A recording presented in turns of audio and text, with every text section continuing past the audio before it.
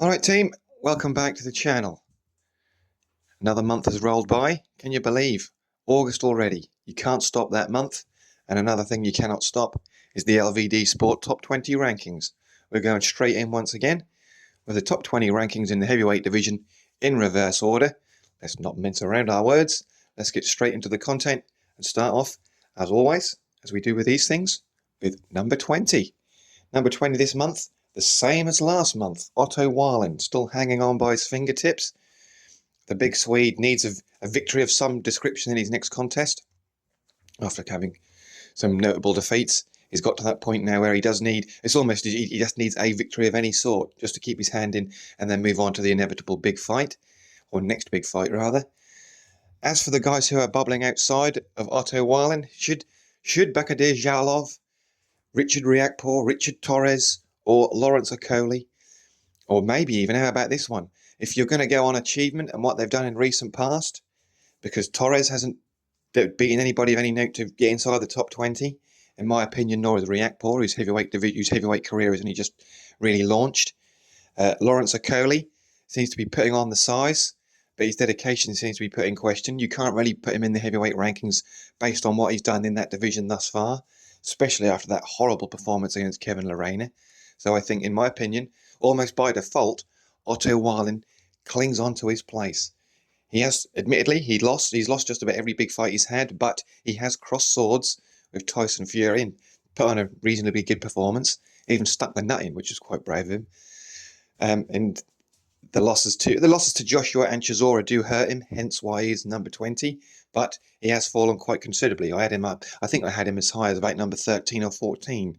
But those back-to-back defeats to Joshua and Chisora, I think they were back-to-back, has caused him to tumble right down. And I can't cause him to fall straight out, because the guys, as I said, who are just bubbling above him just haven't got the achievement yet. But believe it or not, if anybody was to fall out in the next month or so, it does look as if Kubrat Pulev will be sliding into the rankings. But anyway, for now, number 20, Otto Warland. Number 19, another non-mover, the Bronze Bomber. Another guy clinging on. He's one away from being ejected from the rankings, or two away rather from being ejected from the rankings. It's all gone a bit quiet after that disastrous performance against Tyrell Herndon. A win is a win is a win, as they say. But when you bring somebody in with the express purpose to play crash mat, and you take and essentially play with your food and take half an hour to do so, then questions must be asked. If he does decide to fight again, I think that Wilder's next fight, especially if it's against a name opponent, will be his last fight. And there's all sorts of questions that need asking. Who's promoting him? Who's advising him? Who's going to put the fight on? That last contest against Tyrell Herndon, I think, was related or something in conjunction with that. Is it Black Prime or something along those lines? Who had some sort of connection to that Terence Crawford disgrace when he used those busted gloves against David Avanesian, which has never been explained away. Don't hold your breath waiting for one explanation either. It was in Nebraska, in Crawford's hometown, of course. Crawford had been promised about $8 million, which wasn't ever coming. So essentially it was, Terence, we're not going to give you your full money. Do what you like. And he did. Anyway, that's not got to do with our top 20. Number 19, Deontay Wilder. Come on, Deontay, make your mind up. What are we going to do next? Anyway, he's got 11 months to make his mind up. But I don't think he'll be going up the rankings anytime soon. Number 18, Justice Hooney, another non-mover. Got in the rankings off the back of a defeat. You never know what you're going to get with the LVD Sport rankings. But there's been some shuffling around and some guys have moved off lately. So Justice Hooney has shuffled his way in. Interesting to see who his next opponent will be. Will it be a win? Will it be in Australia, New Zealand? Or will it be back on another Riyadh UK card? Interesting to see. And his next move will be anticipated with some interest. Number 17. Here we go, some debate here. Moses Atama holding on to his place. And just thinking, this time I'm doing this broadcast, listen to me, you what a fool. I'm doing this recording at 11:15 Saturday morning. So we're just over a week away from the Esports Weekend World Cup bollocks, or whatever it is, which of course will be topped off with the main event of Moses Atama and Dillian Whyte. Everybody and their mother is anticipating a Moses Atama victory. We'll get on to more of that during the week. I'll do a little bit of a preview, not too extensive. I don't expect you'll be listening to it. But yes, Moses Atama holds on to his place at number 17. Should he be higher? Should he be lower? He hasn't beaten anybody in the top 20 at all. But it's all potential. And again, he's in the rankings basically based off the back of what other people have fallen off by. And the speed and the flash, has been rumours, of course, recently about what's happened to him in sparring. And if even though that fight with Mike Balagan was short and sweet and very comprehensive, if you watch that in a bit of detail, you can see the potential problems for Moses. But of course, he's young and he can iron those out. Very exciting. I do make him a hot favourite against Dylan White. And the big question, if he pulls off the victory against Dylan White in the way that I anticipate him to, does Moses Atama automatically vault into the top 10? There's a debate, and that's something that we'll answer. I haven't got our answer this month, thankfully, because at the moment, Moses Atama is holding firm at number 17. Number 16. I said it last month, shit or get off the pot. This is a guy who just marks time in his career. He's currently okay for being ranked for the next, I think October or December was when he last fought against an absolute no-name. So he's got until that sort of time to stay in the rankings. There's all sorts of rumours about who he's going to be fighting next, but it's pretty much nailed on that it won't be the people who they are saying it will be. It will be a guy that's pretty much untraceable. And you have Michael Hunter Jr. a couple of years ago when he was Matchroom connected.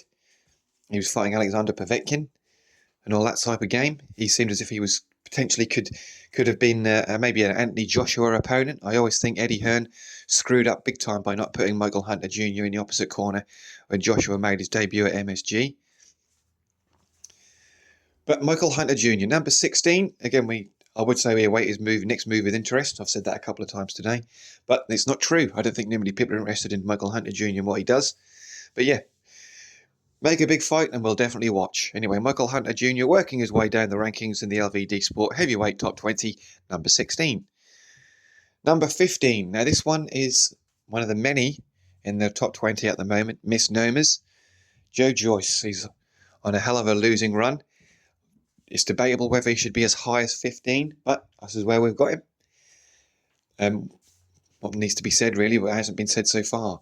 Incredible to think that 2-3 years ago, I can't remember which, I know it was in September, Joe Joyce absolutely mullered Joseph Parker. And to think in that time, from the night to now, how things have converged. It's quite incredible, really. A man who, Olympic silver medalist, should be gold, and things have taken such a turn for the worse. It's tragic to see. There's been no rumours of what's going to be next for him.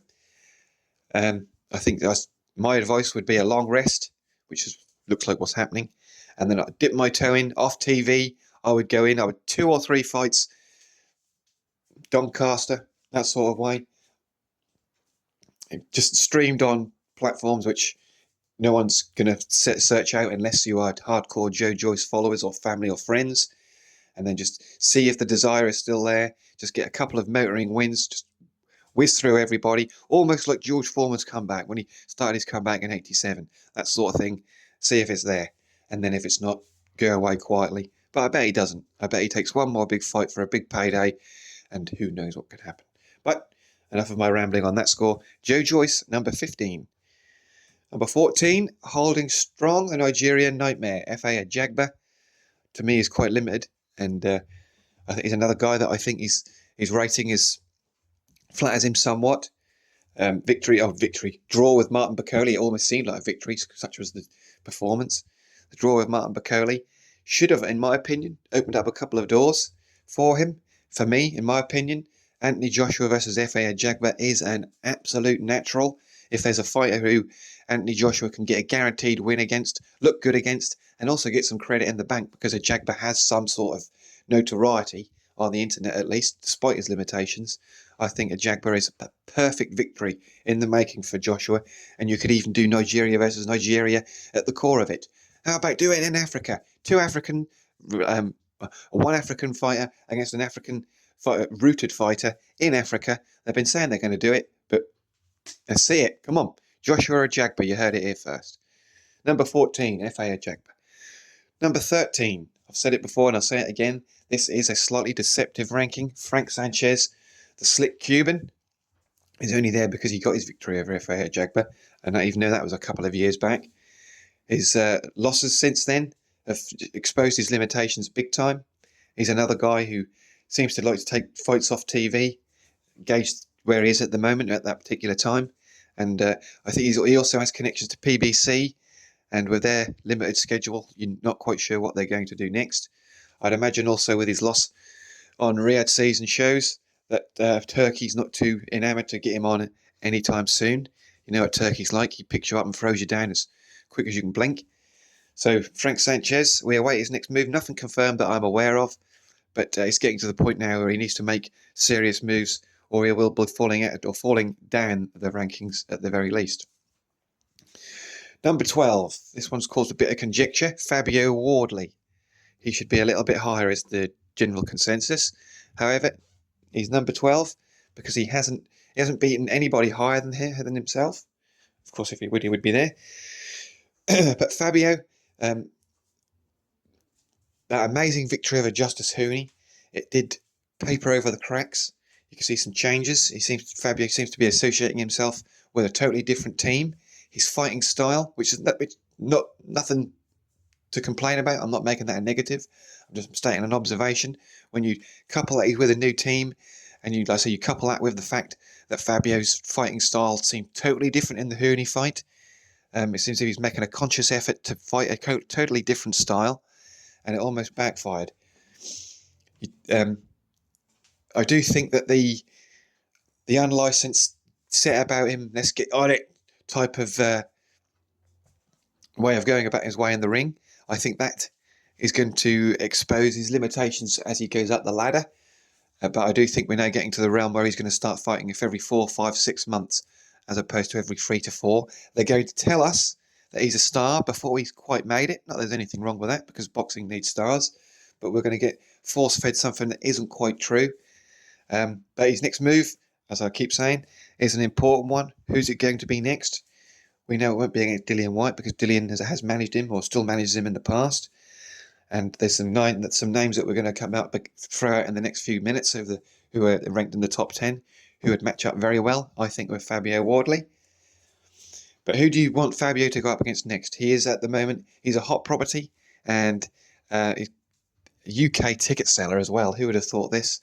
Yeah, Fabio causes a lot of interest, but at the moment in the LVD Sport rankings, heavyweights for August of 2025, Fabio Wardley is number 12. As we inch ever closer to the top 10, Derek Chisora is number 11. Is he going to get that world title shot? To be honest, it'll be a disgrace if he does.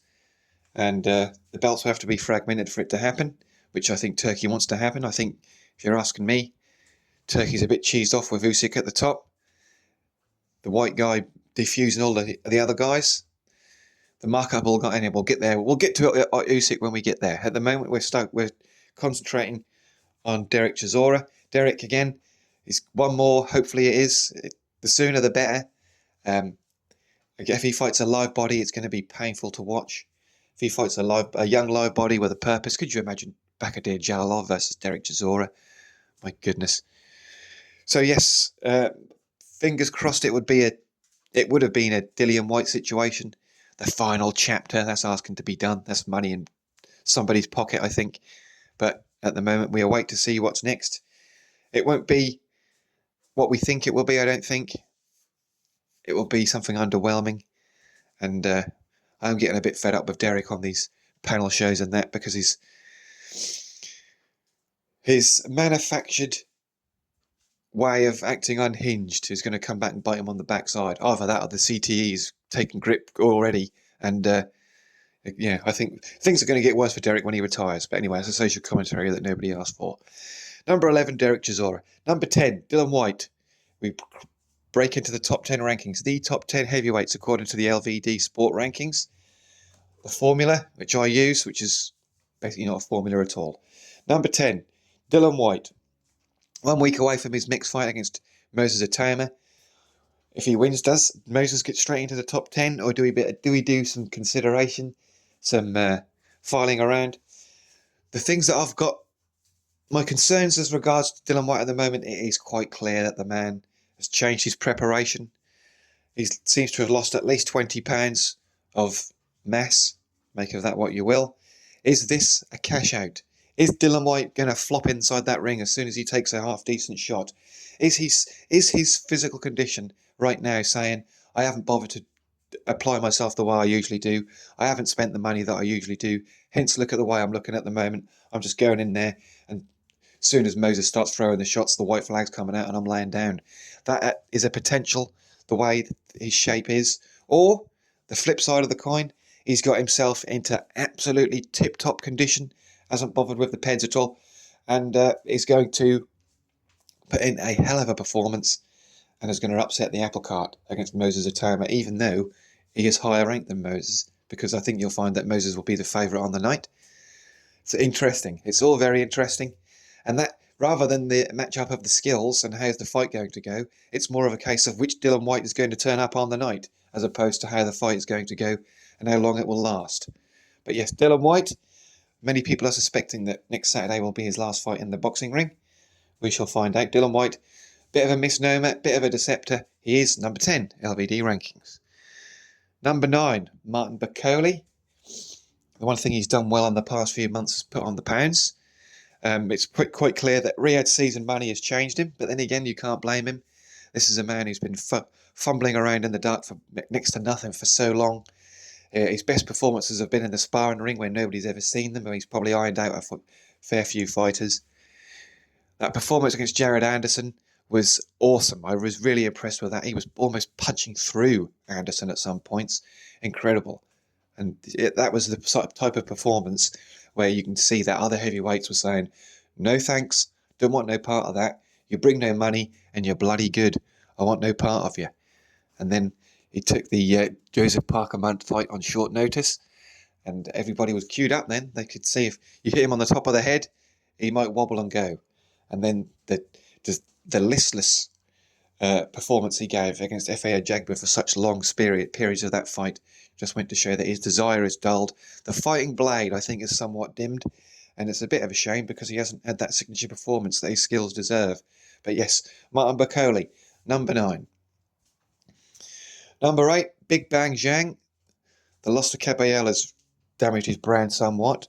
Another case of it being somewhat quiet in the recent months of Zhang. He was all over the show in terms of saturation. Couldn't get away from him. Chinese power, all that sort of stuff. And now it's all gone somewhat quiet. So yeah, Zhilei Zhang, number 8. Number 7, Filip Hrgović. His ranking basically is there because he got the victory over Zhang. I think he was a little bit lower than 6 most recently, especially after that loss to Daniel Dubois. He's worked his way back up. I think he's an interesting proposition for anybody in the top 10.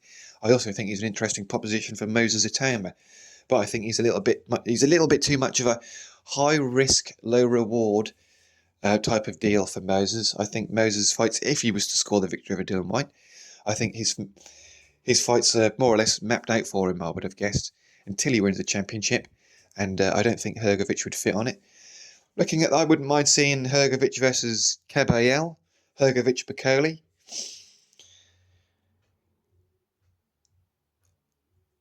I would say Hrgović Joyce too, but no thank you. Hrgović versus Hunter Jr. would be interesting. But he won't be any of those, I would have thought. I think Hrgović is looking at the guys ahead of him. Hrgović Dubois too, would that make sense now? So yes, we'll see what happens for the Croatian. The man who caused the postponement of the first arranged Tyson Fury-David Haye fight. David Haye sparring up to just less than a week to the fight. How about that? So Filip Hrgović, always highly ranked in the IBF. He is number 7 in the LVD Sport heavyweight rankings this month.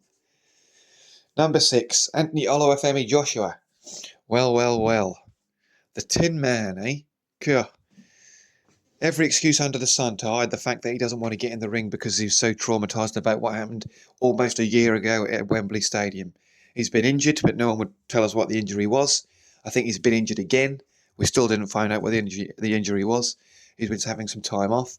Things were so bad, his confidence is that shot that a former heavyweight unified heavyweight champion of the world, who has earned millions upon millions of pounds and has crossed swords with some of the best heavyweights of the past 10 years, was apparently actually contemplating fighting Jake Mother effing Paul. That is quite incredible, and if anything shows to me the crisis in confidence that Anthony Joshua has. He knows that his next loss is his last loss. He knows that when he loses more or less spectacularly, unless he's fighting guys who are considerably smaller and based on skill, such as Alexander Usyk. The Andy Ruiz defeat, when he went toe to toe with someone and someone came out better than him, that seemed to put a scar on him, which is he's never going to recover from. And as I said last month, the preferred option would be 2 or 3 tune-ups before taking a big fight. But when you earn as much as what Anthony Joshua does, and every fight that he has is such a commercial big deal, you can't have tune-ups, you can't have easy fights. And besides the fact that he's done that as such, he spent over a year having those fights against Franklin and Wallin. He can't do that again with a paying customer. So it is a matter of fights of notoriety. And as I said, it's got to the point now, even if he was given these tiptoe fights back, which he won't be, but if he was, there's the chance that he could lose one of those. And that would end him as a commercial entity, which is what Matchroom and DAZN cannot have. Matchroom and DAZN are kind of seriously tied into the Anthony Joshua business, and they can't afford him to take these losses that he's having. It's almost at the point where I wonder if they would be quite relieved that if he said, you know what, I'm had enough, I ain't coming back, I'm done. Because the fallout after defeats is such that they have to almost create a facade, a veil of lies about what's going on. But anyway, Anthony Joshua number 6. Who will be the next opponent? I very much doubt it'll be anybody ranked higher than him, except for the possibility of one fighter whose name we haven't said yet, but we all know who it is. So number 6, Anthony Joshua. Number 5, Agit Kabayel. Seems to spend a lot of time not fighting at all and vanishing into thin air. How many years ago that he defeated Derek Chisora? Considerably softer Derek Chisora as well. Make of that what you will. In Monaco, I remember I'm thinking then this guy's got something different about him. Light on his feet, fast hands, but then after that, he just seemed to fight once a year for about 5-6 years, which suggests that if you're a world-class boxer and you fight once a year, and you're from a rumoured background of, shall we say, nefarious means, it means you don't need the money.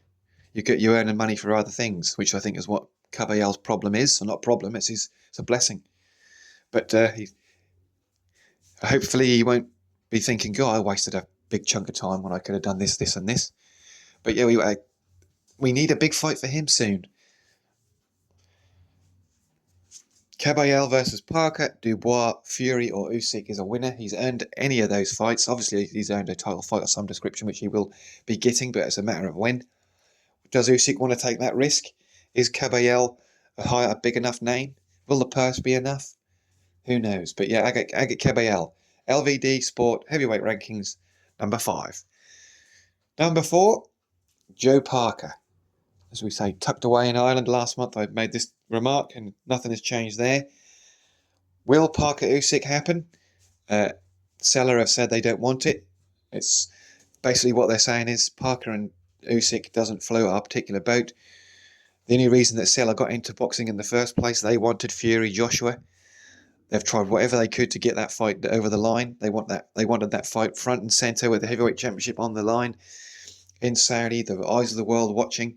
And instead, a Ukrainian has spoiled it all. And not only has he spoiled it all, he's beat all their favourites twice.